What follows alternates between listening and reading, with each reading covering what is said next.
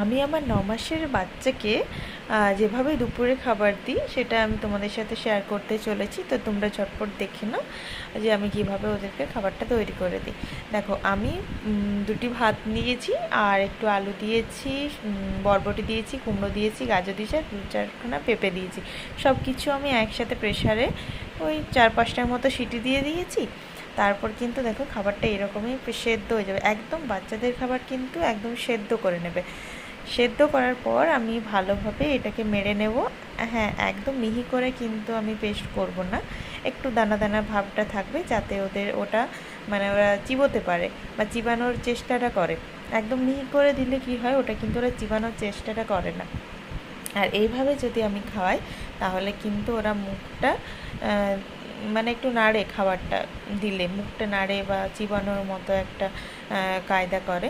তো তোমরা যারা যারা তোমাদের বেবি আছে তোমরা কিন্তু এইভাবেও বাচ্চাকে খাবার দিতে পারো। আমি আমার বাচ্চাদের কিন্তু এইভাবেই খাবার দিই। ভিডিওটা